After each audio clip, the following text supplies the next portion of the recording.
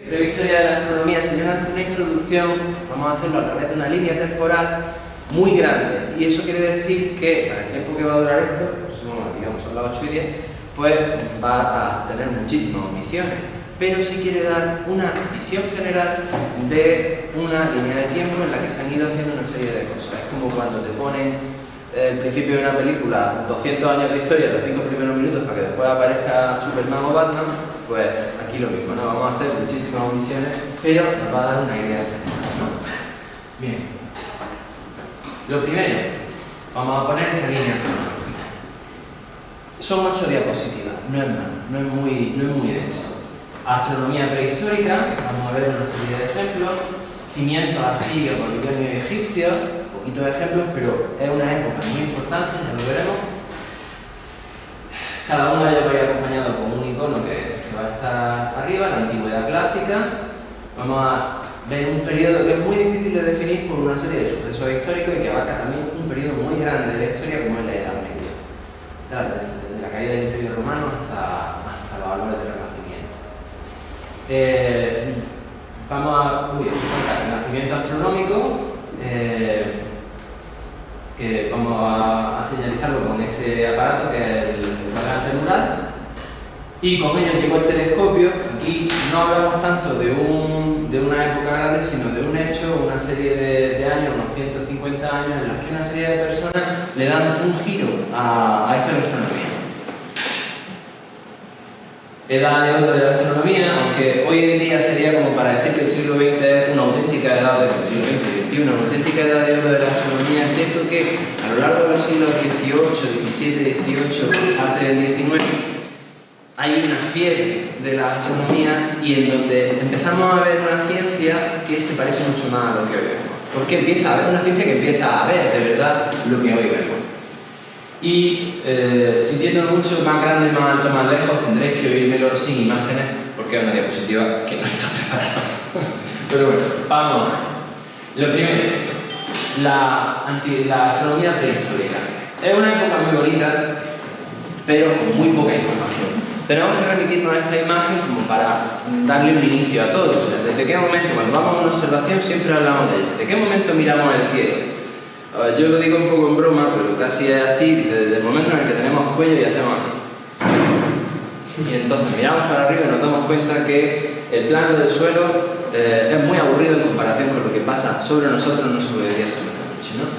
En esa imagen de una tribu, en torno al fuego, imaginaos que a lo largo de la noche, en una noche de verano en la que la gente pues, no se va a dormir por lo agradable de las temperaturas y demás, el fuego se apaga y quedan solamente unos rescoldos. Esto da inicio a una serie de leyendas astronómicas fantásticas sobre la Vía Láctea y empiezan a mirar al cielo y hay que darle una explicación. En torno al fuego, como hoy en torno a la televisión no suceden historias, sino que directamente la televisión no las cuenta, pero en torno al fuego empiezan a surgir historias. Toda ciencia es una aproximación a la realidad. Cuando la primera aproximación es el punto cero, lo primero que surge es un cuento. Y entonces empezamos a mirar y a interpretar el cielo. Y eso se traduce en todas las civilizaciones en otra cosa, se traduce en arte. Esta es la cueva de Lascaux en Francia. Esta zona en concreto es una cueva con pintura rupestre maravillosa. Y esta zona en concreto, esta sala se llama la Sala de los Toros. Tiene una antigüedad de en torno a 20.000 o 17.000 años antes de Cristo. Es decir, estamos hablando de gente que pues, pintaba en las paredes, por así decirlo, como único medio, aparte de eso es lo único que ha llegado de ellos hasta nosotros, eso y algún cromle. ¿Qué pintaban? Pues pintaban escenas de caza, eso lo hemos estudiado muchísimo en el colegio, pintaban escenas de los animales que querían cazar, a lo mejor los que planeaban cazar, con gente o iconos de gente rodeando animales, pero en este caso en concreto hay algo muy curioso, y es esa zona, una que precisamente ha perdido parte del sustrato. La cabeza del toro y el ojo en concreto, tal y como está pintado, y una serie de estrellas, una serie de puntos, mejor dicho, estos de aquí, el icono es aparte, estos puntos y estos de aquí parecen no ser casuales. Aquí el toro está mirando hacia abajo, los 3 puntos serían estos, y los otros 7 puntos o 6 puntos serían eso. Eso es una representación muy probablemente de la constelación de Tauro y a su lado, o enfrente de él, la constelación de Orión, con el característico cinturón, las 3 estrellas, Anitaka, Nilán y Mintaka, en el centro. Pero no solo eso, sino que sobre la cabeza del toro aparece un grupo de estrellas. Venga, gracias. Aparece un grupo de estrellas que sería el cúmulo abierto de las Pléyades, visible a simple vista, más en una noche de calidad prehistórica como las que no tenemos ahora, en la que lo único que te molestaba era la luna, y si no había fuego de tu hoguera. Y efectivamente tenemos aquí una primera representación artística, una aproximación, un documento histórico sobre astronomía.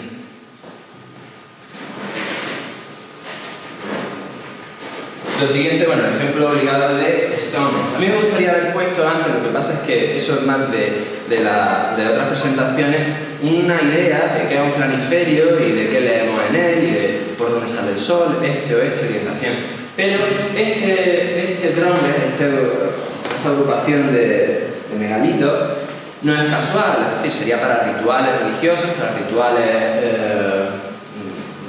del tipo que fueran, pero su diseño y su colocación no es casual, sino que está orientado a el solsticio de verano.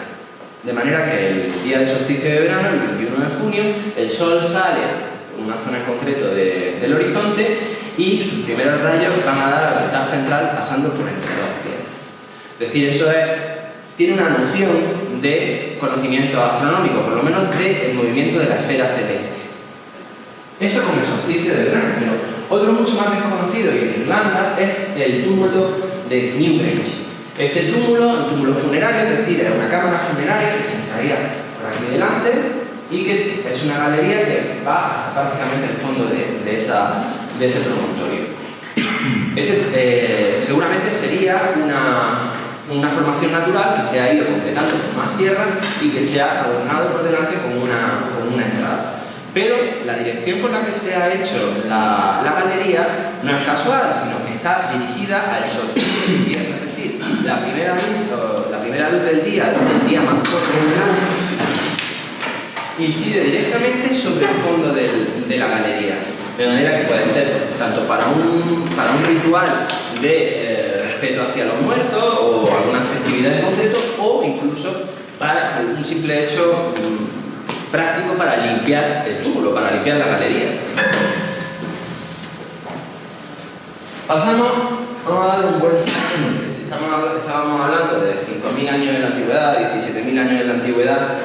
Estamos ahora más o menos cerca, pero en otro tipo de civilización. 500 asirios, babilonios y egipcios. Este es el planiferio de Nínive.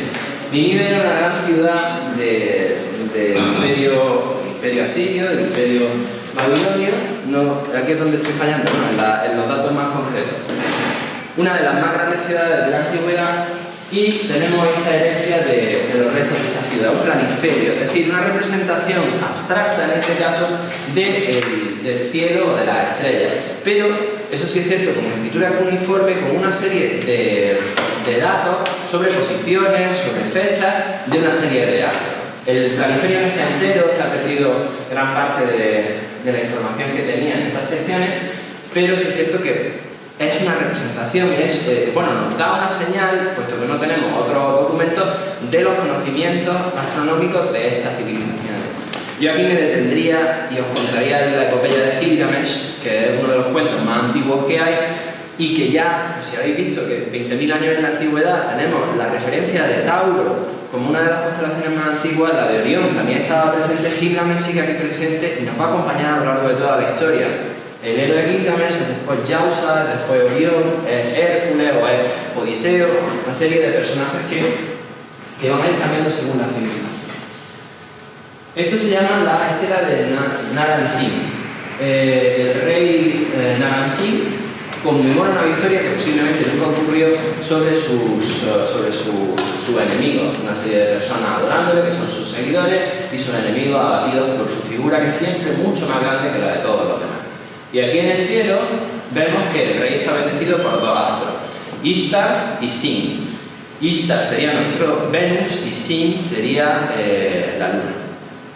Bueno, tenemos una representación de que el cielo es algo importante, de que es algo que es más grande, por lo menos reconocido como más grande que nosotros, y cuanto más cercano está el héroe o el protagonista de la pintura, más importante es, ¿no? Referencias obligadas son las pirámides de Giza. ¿Pero por qué?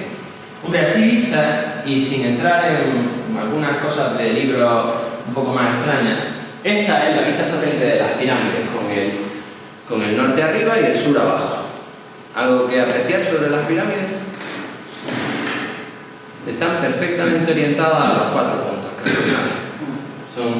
Sus lados están orientados a los principalidades. Hay gente, y por eso decía que sin meternos en más historia, cree que estos 3 puntos, estas 3 disposiciones en planta, coincidirían con las 3 estrellas del cinturón de Orión, que en realidad es muy importante dentro de la cultura egipcia, puesto que coincidía el orto helíaco, es decir, la primera visión de Orión, no, de Sirio, pero bueno, Orión y Sirio estarían cercanos. El orto helíaco de Sirio coincide con las crecidas del Nilo, por lo tanto, el inicio de un calendario muy importante. Saber cuándo. La astronomía siempre ha funcionado históricamente como herramienta, muchas veces de poder, pero a consecuencia de la información que daba, y es que era un auténtico calendario y reloj. Si sabemos cuándo ocurren las cosas, podemos organizarnos en agricultura, en viajes, en muchísimos temas. Pero también si sabemos cuándo ocurren las cosas, en algo tan misterioso o tan poderoso como el cielo, podemos aprovechar ese poder para hacer caer reyes o encumbrarlos. De hecho, no lo he traído aquí, sería algo importante de ver. Hay una máquina en Grecia encontrada en un pecio, en un barco hundido, que si no llega a perderse decían que podía haber avanzado, haber evitado la Edad Media, porque era una máquina de babás, un auténtico ordenador prehistórico, la máquina de Anticítera. La máquina de Anticítera podía predecir eclipses con una precisión pasmosa. Eso hacía que si iba a haber un eclipse, que normalmente era un símbolo de mal agüero, el hecho de que el sol desaparezca durante un tiempo del cielo,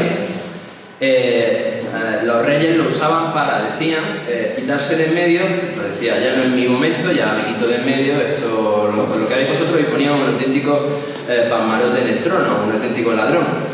Ocurría el eclipse y entonces se asociaba lo ladrón que era el rey con el eclipse. Entonces la gente pasaba cuchillo al rey nuevo y volvía el otro diciendo, sé que me necesitáis, vuelvo con vosotros y vuelvo a ser el rey, ¿no? Eso es como un ejemplo, ¿no? En China, por supuesto, también hay ejemplos del mismo estilo. El hecho de que los astrónomos en la antigüedad hayan estado ligados siempre al trono o al poder era porque los reyes o los mandamases lo que querían era saber de primera mano cuál era su destino, o por lo menos saber qué es lo que decían los que predecían el destino. No quiere decir que los astrónomos estuvieran allí para predecir el destino, que sí en parte, pero si eran capaces de predecir lo que iba a ocurrir en el cielo, en los astros, por una serie de movimientos estelares, de conjunciones planetarias, de eclipses o de eclipses lunares, eclipses solares lunares, pues era algo que querían saber de primera mano para que esa información no cayera en malas manos o en contra de ella. Y esto lo he traído como final, pero en realidad bastante anterior que las pirámides incluso, o que Stonehenge. Es el megalito, no un megalito pero no son piedras muy grandes, se llama megalito de la playa de Nafta Playa. Es una zona del Nilo en la que se descubrieron estas piedras en una disposición circular, con unas seis piedras principales en el centro, que podrían marcar también una serie de hitos en el calendario sobre por dónde amanecían constelaciones. Es decir, era un observatorio. Si se miraba a través de dos piedras en concreto, a través del círculo, podíamos ver la representación de una constelación o de un grupo de estrellas amaneciendo por cierta orientación en un momento del año. Eso quería decir que había llegado ese momento del calendario, se podían poner en marcha una serie de ritos o de costumbres agrícolas. De todas formas, es un poco difícil de ver, pero sí es muy interesante porque es muy anterior a muchos de ellos. Y siendo tan pequeño, el que haya sobrevivido, aunque sean estos restos hasta nosotros, es importante. Y esto es muy visual, pero es más cercano en el tiempo, porque pertenece a la última época de Egipto. Se llama el Zodíaco de Dendera. Es una representación de un planiferio, aquí lo vemos por primera vez, el cielo completo, con una serie de constelaciones. Aquí bueno, no veríamos estrellas concretas, pero sí veríamos la representación figurativa que tendría cada una de esas constelaciones en Egipto, puesta en torno a un círculo representando la bóveda celeste. Sí está en el Louvre. También creo que la estela de Narsing también está en el Louvre. Pero esto de casualidad no lo conocía y me quedé más. Aquí tenemos, bueno, aquí se me ha quedado una imagen colgada de la antigüedad clásica. Este señor, pues, no se parecería a él, pero es Aristarco de Samos, este es Hiparco de Nicea y este es Eratóstenes. Los tres son astrónomos y muchos de ellos, por lo menos los dos últimos, relacionados con la Biblioteca de Alejandría. Son de 300 a.C. Todos ellos los conocemos por estos dos señores. El de arriba es Ptolomeo, que sería ya un astrónomo del siglo II después de Cristo, y Aristóteles, que es anterior. A Ptolomeo lo conocemos porque produjo este libro del Almagesto, que se llamó así muy humildemente, significando el más grande. Es un tratado de astronomía antigua en el que se recogen pues, el movimiento de los astros, una serie de nombres de cada uno de los astros, constelaciones, nombres de estrellas y su posición en el cielo. Todas dadas gracias a Hiparco de Nicea, que pudo mapear en el cielo de en torno a, no sé si son 1050 estrellas, 2500 estrellas, que son un montón. Hoy a simple vista, localizar tantas estrellas más desde la ciudad es muy difícil. Pero mapear esas estrellas por nombre y posición es algo realmente loable. Y también nos habla Ptolomeo de Eratóstenes, porque fue el primero que de alguna forma midió la Tierra mirando simplemente la sombra de un palo o mirando, según la historia más contada, la sombra de un pozo en dos sitios distintos, en Asuán o en Siena, cerca de lo que hoy es Asuán, y en Alejandría.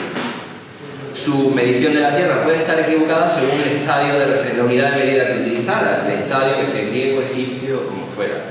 Pero es una aproximación o sea, es un método científico para llegar a una realidad. Y el primero de todos, Aristarco de Samos, es de los más desconocidos, pero es de los primeros que propone un sistema heliocéntrico, es decir, que todo gira, o sea, que la Tierra gira en torno al Sol y que todos los planetas giran en torno al Sol. Aristóteles, por cierto, muchos de los comentarios que hace sobre ella... ¿Cómo se llama el de Samos? ¿Cómo se llama? Alejandro, ¿no? ¿Cómo? El de Samos. Aristarco de Samos. Aristarco de Samos.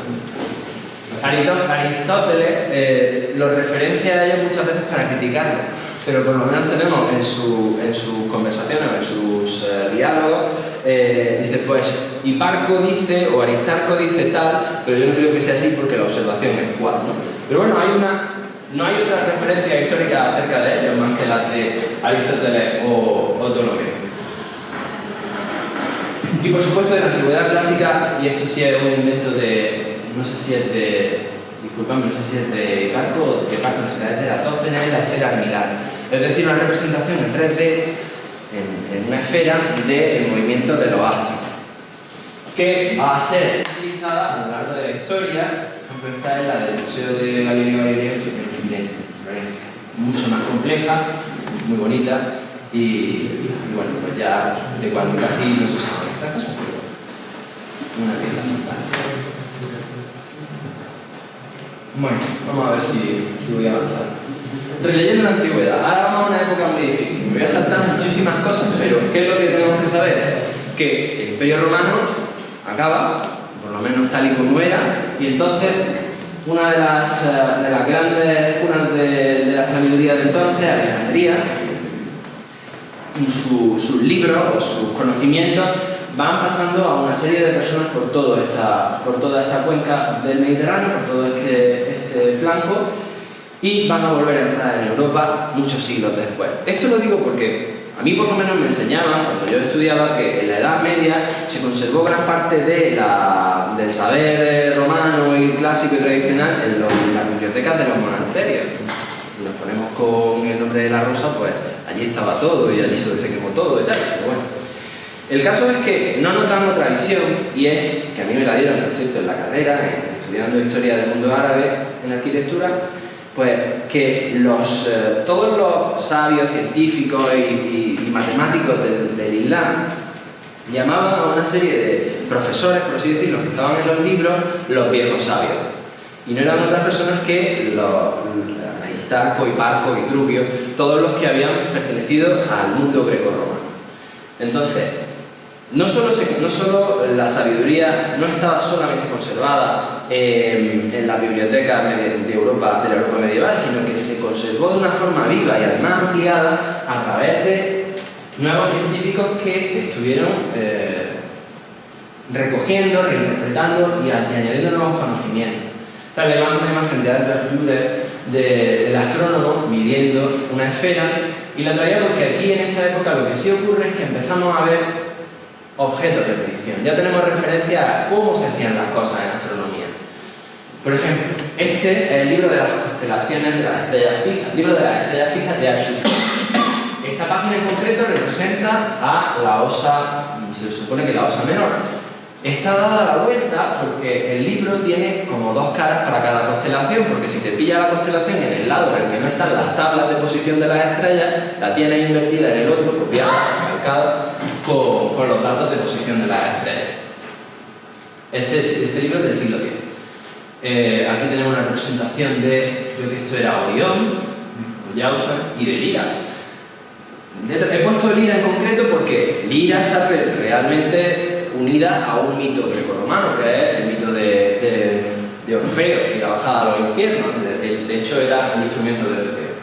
Pero el mundo islámico lo recoge, algunas estrellas las reinterpreta, cambian los nombres por errores etimológicos, por errores de pronunciación, y las mantiene vivas, y entonces pues, bueno, llegan hasta Europa posteriormente. Lo vamos a ver. Este es otro de los instrumentos de medición, la vara de Jacob, que se utiliza para poder medir con trigonometría, a través de la relación del seno y coseno con la tangente, objetos que no podemos llegar fácilmente, como la altura de una torre o un objeto dentro de una torre. Esta es una representación de Hiparco, por si hubiera utilizado la vara de Jacob. Es muy sencillo porque lo que hacemos es apuntar la vara a un objeto, una estrella por ejemplo, y con la otra vara menor podemos ver en qué punto dejamos de verla moviendo la vara a lo largo de la vara menor, la vara menor a lo largo de la vara menor.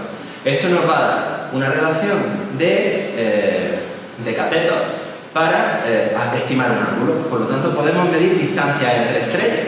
Es decir, no podemos medir la distancia real, porque depende de en qué punto lejano pongamos el plano, pero podemos medir un ángulo. Entonces podemos cartografiar el cielo de una forma más precisa.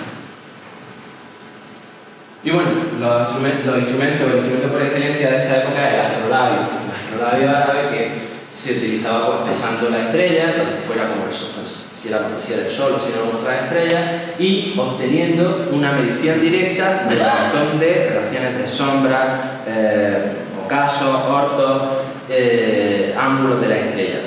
El problema de esto es que no te valía para todo el mundo. Esto era el móvil del siglo XII, esto era el iPhone de entonces. Pero ¿qué pasaba? Con los primeros iPhones pues tenías que cambiarle la carcasa si te movías de un lado a otro del Mediterráneo, porque el cielo no era igual. Pero, y aquí tenemos el iPhone español del siglo XII, es la Azafea, que es de un astrónomo toledano que vivió en Sevilla, se llama Azarquiel. Se llamaba de otra forma, un nombre muy largo que incluye el nombre de su papá y de su mamá, pero se llamaba Azarquiel porque era el de los ojos zarcos, el de los ojos azules.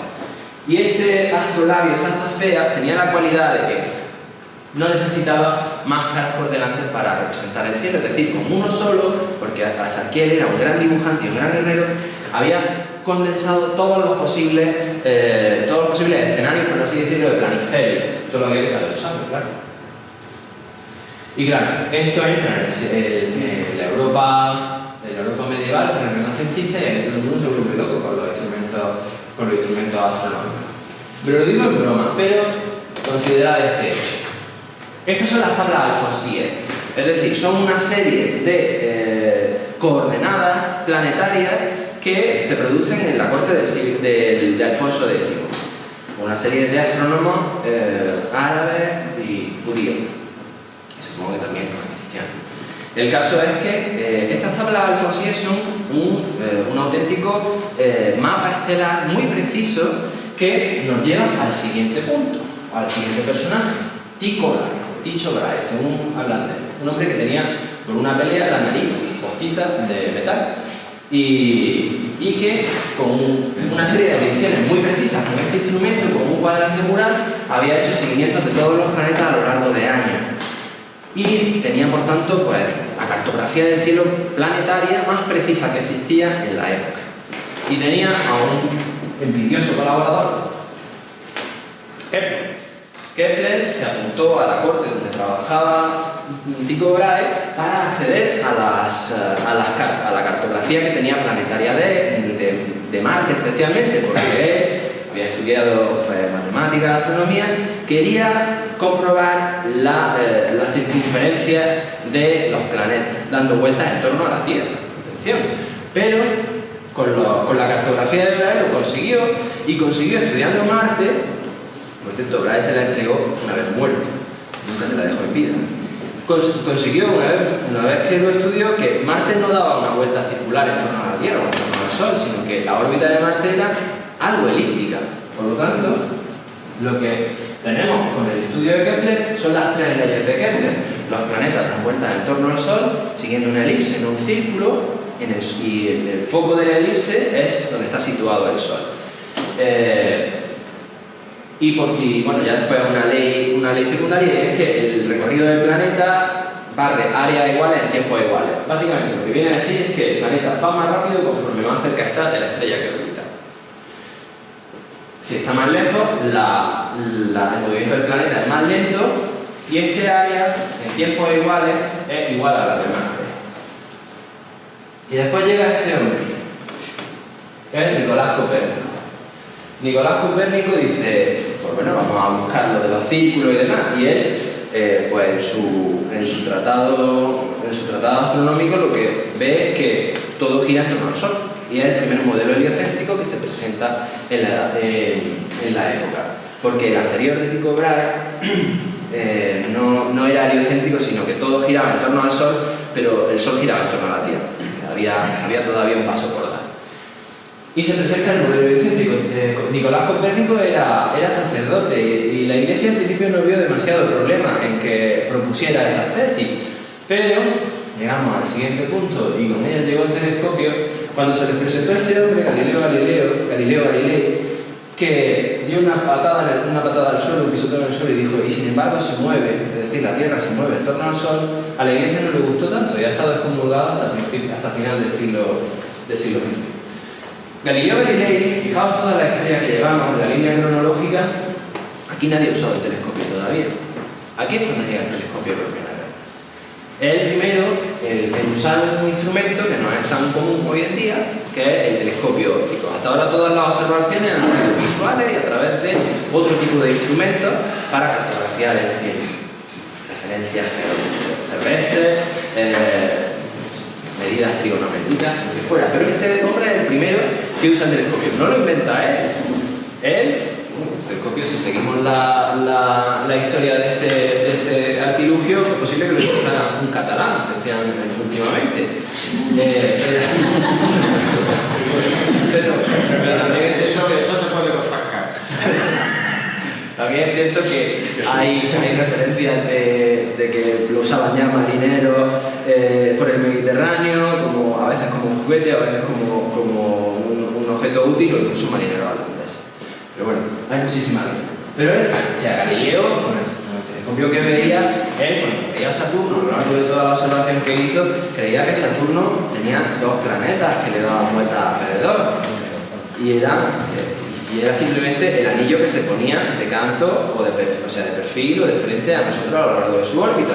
Así de bien veía las cosas. Yo estoy en el Museo de la ciencia que está dedicado a Galileo de Florencia y es muy bonito. Lo que pasa es que, claro, ve unos telescopios que son de este porte, pero que ocupan toda esa pared. Eso, las lentes no es que fueran buenas, pero es que tampoco va a haber mucho. El caso es que la precisión tecnológica de estos instrumentos no era muy grande, pero ya era una primera forma de acercarse realmente a lo que estábamos viendo. De hecho, Galileo ya observaba Saturno y veía que algo pasaba ahí. Cuando vio las lunas de Júpiter, que se llaman Galileanas, lo que hizo fue, por primera vez, ver otro mundo que podía parecerse al que nosotros estábamos encima, es decir, mundos orbitando un mundo más grande. La Tierra orbitando el Sol o las pequeñas lunas de Júpiter orbitando el propio Júpiter. Este otro caballero hizo una revolución, pero no a nivel observacional, aunque muchos le atribuyen la invención del telescopio tipo Newton. Lo único que sabemos es que, efectivamente, si Isaac Newton tenía un telescopio Newton, pero no quiere decir que lo hubiera inventado él. El telescopio Newton, eso ya se vería en otra parte, funciona con espejos. El telescopio tipo Galileo, refractor, funciona con lente. Bien, Newton lo que hizo fue coger las leyes de Kepler y darles un sentido matemático y escribir el libro que revoluciona la matemática y la física de la época. El Philosophiae Naturalis Principia Mathematica, o simplemente Principia. Y aquí una referencia a otro personaje que nos sirve para una diapositiva después. Sir Edmund Halley, amigo, donde lo haya, de Sir Isaac Newton. Sir Isaac Newton es una persona muy difícil de tratar, seguramente, pero muy brillante, muy inteligente. De hecho, una de las anécdotas que a mí más me gustan, no quiero extenderme demasiado, pero bueno, una de las anécdotas que más me gustan a mí es el hecho de que había un problema matemático como esos del siglo que hay ahora que quieren resolver, de la conjetura de Poincaré y demás, que nadie resolvía. Se dio un tiempo para que los matemáticos lo resolvieran y algunos dio una solución pues muy mala y tal. Y Edmund Halley, me parece que fue, se dio cuenta de que nadie se lo había presentado a Newton, porque él vivía en su mundo. Newton vivía encerrado con sus libros y demás. Dicen que era misógino, que murió virgen, cosas así, ¿no? Pero bueno. El caso es que le llevan el problema a Newton y nada más planteárselo dijo, es una cónica. Dice, dejadme un rato. A los 2 días tenía la solución escrita. La publicó y la publicó anónimamente. Y el caso es que cuando dijeron, pero ¿quién ha resuelto el problema de manera tan brillante y tal? Y uno de los amigos, otro no era Halley, dijo, este ha sido Newton. Dice, ¿por qué lo sabes? Dice, porque reconozco la garra del león.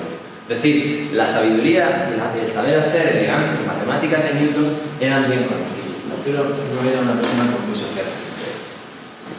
Pasamos, vamos a dar un buen salto, saltándonos una serie de cosas, pero es lo que llamamos la edad de la astronomía. Y aquí traigo la imagen de un cometa, sería el cometa Halley. Sir Edmund Halley, en realidad lo único que hizo fue predecir la vuelta de un cometa. Y todo el mundo, pues cuando pasaron los 70 y pico años que tardó en volver a aparecer, se puso a buscarlo. Aquello era una fiebre. En Alemania, que ya empezaba a destacarse bastante por sus logros astronómicos en Francia y en Inglaterra, todo el mundo empezaba a buscar en el cielo el regreso del cometa Halley para la época que lo había hecho. Y el primero que lo encontró fue un peregrino alemán, pero muchos años después de la muerte de Halley, quien heredó el nombre, o sea, que dio nombre al cometa fue el propio Halley, aunque no habiendo sido él quien lo descubrió, sino quien lo predijo su vuelta. Es decir, habló de algo que hasta entonces en la antigüedad se había considerado un hecho aleatorio y además de mal augurio, la aparición de un cometa en el cielo, una disrupción en el orden estelar. Y de buena primera, un científico nos dice que no solo esto no es aleatorio, sino que es posible predecirlo y que además lo predice de una forma pasmosa, matemáticamente. ¿Por qué sacamos esto? Porque de repente un montón de gente dijo, pues vamos a buscar cometas. Porque esto es una forma de ganarse el renombre y que tu nombre pase a la eternidad. Este hombre, Charles Messier, nos hizo un gran favor a los astrónomos aficionados y empezó a buscar una serie de objetos con su telescopio que podían ser cometas. Los observaba en el cielo durante un par de días, cuando veía que no se movían, dice, no es un cometa, y lo descartaba en una libreta. Decía, tales coordenadas, tal posición. Dice, este objeto no se mueve, es una especie de nebulosa, que tal y que cual, que tiene esta característica, pero no se mueve en el cielo, no es un cometa. no le puedo poner mi nombre. Así hasta unos 100 objetos. ¿Qué pasa? Lo que hizo fue cartografiar galaxias, entonces veía como un borrón, nebulosas planetarias, cúmulos abiertos, una serie de objetos que hoy en día son el libro de cabecera de cualquier astrónomo que se inicie. Dice, vamos en verano a ver algo, cúmulo de Hércules, nebulosas de no sé qué, tal. De manera que este hombre pues no consiguió encontrar ningún cometa, tampoco ningún planeta, pero se ganó pues un lugar en la historia. Y este otro es William Herschel, que lo que hizo fue prácticamente lo mismo, pero con otro medio. Es decir, buscaba planetas o buscaba... bueno, William Herschel encontró Urano, me parece, ha sido más preparado. William Herschel encontró Urano, pero también encontró otra serie de objetos astronómicos que se catalogaron gracias a este telescopio que era el más grande de su época, el telescopio de 40 pies. Tenía un diámetro de 1,20 m y una longitud de 12 metros. Por cierto, el telescopio, su hijo pudo fotografiarlo, porque John Herschel, hijo de William Herschel, fue uno de los primeros que hizo fotografía. Y esta es una foto nocturna de la estructura del telescopio. Este telescopio fue superado enseguida por el de Lord Rosse, que construyó el Leviatán de 1,80 m y 16 metros de longitud, a finales del 19. Y aquí es donde ya mi diapositiva falla, y tengo que contaros que, bueno, que aquí iría, que a partir de aquí todo era, como hemos visto en ese último telescopio, más grande, más alto, más lejos. Entramos en radioastronomía, a ver las cosas de otra forma, entramos en personas como Edwin Hubble y Einstein, que nos enseñan a ver no solo cosas de nuestra galaxia, sino referencias a otras galaxias que se van alejando unas de otras, y entonces salta la chispa de que, oye, el universo se está expandiendo, todo se aleja de nosotros. Hay por un momento una creencia de que estamos en el centro del universo, puesto que todo se aleja de nosotros, pero que en realidad es una consecuencia de cosmología muy superior, y es el mismísimo Big Bang, porque si echamos la película para atrás, puesto que todo se está alejando, llegaría un momento en el que todo estaría en un solo punto. De hecho, cuando buscas una foto de Edwin Hubble, tienes que poner Edwin P. Hubble, porque si no te sale el telescopio Hubble que tenemos allá. Un telescopio, el más alto puede ser, habrá más altos todavía de todos, porque está en órbita, ya no nos vale irnos ni siquiera a Canarias o a desiertos perdidos, no más lejos, sino más alto, para poder observar en el cielo, poner en órbita un cacharro que tiene 2,5 metros de diámetro, es decir, mucho más grande que el Leviatán de Lord Rosse. Y hasta aquí os puedo contar.